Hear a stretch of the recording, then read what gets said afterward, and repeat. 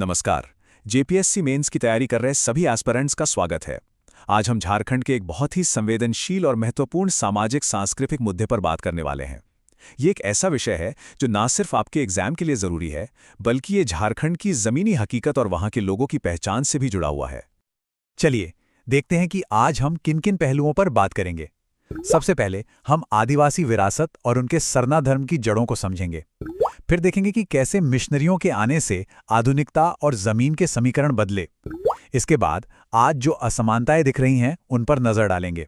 फिर मौजूदा विवादों और राजनीति को समझेंगे और आखिर में इन सबको जेपीएससी मेंस के लिहाज से एनालाइज करेंगे।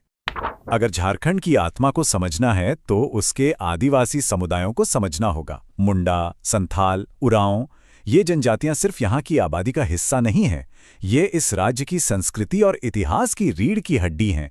इनकी असली पहचान इनकी भाषा या परंपराओं से कहीं ज्यादा इनकी जमीन और प्रकृति के साथ जो अटूट रिश्ता है उससे बनती है। देखिए, आदिवासियों के लिए जंगल का मतलब सिर्फ पेड़ नहीं है और जमीन का मतलब सिर्फ एक प्रॉपर्टी का टुकड़ा नहीं। ये उनकी विरासत है, उनके पुरखों की निशानी है और उनके भगवान का निवास स्थान है।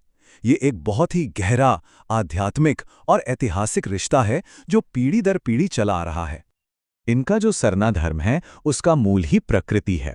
यहाँ पूजा करने के लिए कोई बड़ी बड़ी इमारतें नहीं होती, बल्कि पेड़ों के पवित्र झुंड होते हैं जिन्हें सरना स्थल कहते हैं।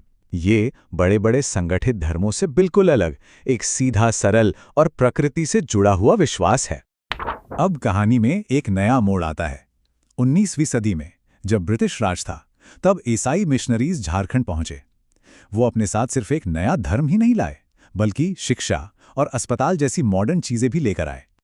सोचिए, उस दौर में आदिवासी समुदाय गरीबी और शोषण से जूझ रहा था, तो जब उन्हें शिक्षा और बेहतर स्वास्थ्य की उम्मीद दिखी तो उन्होंने मिशनरियों का स्वागत किया और अपनी परंपरा के हिसाब से उन्होंने मिशनरियों को स्कूल, चर्च बनाने के लिए जमीनें भी दीं। और फिर वक्त के साथ साथ ये संस्थाएं बहुत बड़ी और प्रभावशाली होती चली गईं। लेकिन समय के साथ उसी एक जमीन पर दो अलग अलग तस्वीरें उभरने लगी। एक तरफ ईसाई संस्थानों का जबरदस्त विकास हुआ और दूसरी तरफ जो आदिवासियों के अपने सरना स्थल थे उनका दायरा लगातार सिकुड़ता गया। इस विकास का पैमाना समझने के लिए रांची का यह उदाहरण देखिए।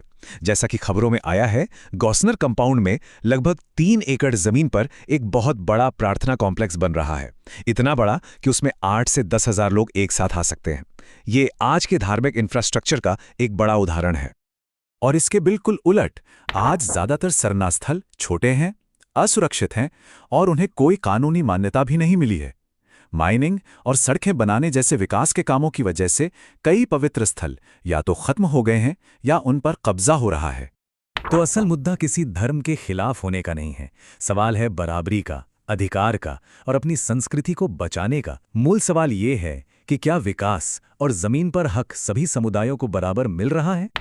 ये जो ऐतिहासिक तनाव है वो आज के विरोध प्रदर्शनों और राजनीतिक बहसों में साफ साफ दिखता है।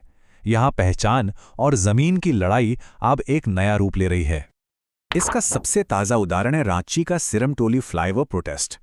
हुआ ये कि एक 2.34 किलोमीटर लंबे एलिवेटेड रोड का रैंप एक पवित्र सरना स्थल के रास्ते में आ गया। इसके खिलाफ आदिवासी संगठनों ने मार्च और जून में कई बार बंद भी बुलाया।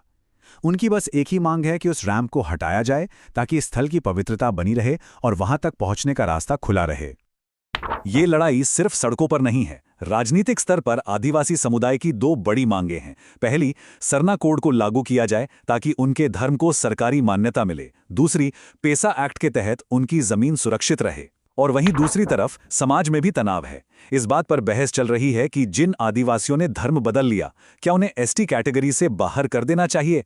धर्मांतरण के आरोप भी लगते रहते हैं। चलिए अब इस पूरी जानकारी को जेपीएससी मेंस एग्जाम के नजरिए से देखते हैं। संस्कृति, समाज, पहचान और जनजातीय मुद्दों के लिहाज से ये टॉपिक बहुत ही ज्यादा महत्वपूर्ण है। इससे जुड़े की पॉइंट्स को समझना बहुत जरूरी है। एग्जाम के लिए सरना स्थलों और दूसरे धार्मिक संस्थानों के बीच का ये फर्क समझना क्रूशल है। एक तरफ दूसरे संस्थानों को कानूनी मान्यता, जमीन का मालिकाना हक और सरकारी सुरक्षा मिली हुई है, वहीं दूसरी तरफ सरना स्थल ज्यादातर बिना मान्यता के हैं, उन पर कब्जे का खतरा है और वो बस समुदाय के भरोसे ही चल रहे हैं। ये फर्क उनके इंफ्रास्ट्रक्चर में भी साफ दिखता है। तो इस पूरी बातचीत का निचोड़ क्या है? सार ये है कि झारखंड की लड़ाई धर्मों के बीच की नहीं है। ये लड़ाई है आदिवासी पहचान, उनकी संस्कृति और जमीन संसाधनों पर बराबरी के हक को बचाने की। ये अपनी जड़ों को बचाने का एक संघर्ष है। और आखिर में हम इस एक बहुत ही गहरे और सोचने पर मजबूर करने वाले सवाल के साथ अपनी बात खत्म करते हैं। ये सवाल सिर्फ जमीन का नहीं है। ये सवाल समानता, न्याय और सांस्कृतिक सम्मान के एक बहुत बड़े नैतिक सवाल को हमारे सामने रखता है। जेपीएससी मेंस के लिए ऐसे ही और ज़रूरी विषयों पर अपनी तैयारी को मजबूत करने के लिए हमारे साथ जुड़े रहें। चैनल को लाइक, शेयर और सब्सक्राइब ज़रूर करें। हमारा मकसद आपकी सफलता में आपका साथ देना है। मिलते हैं अगले विश्लेषण में।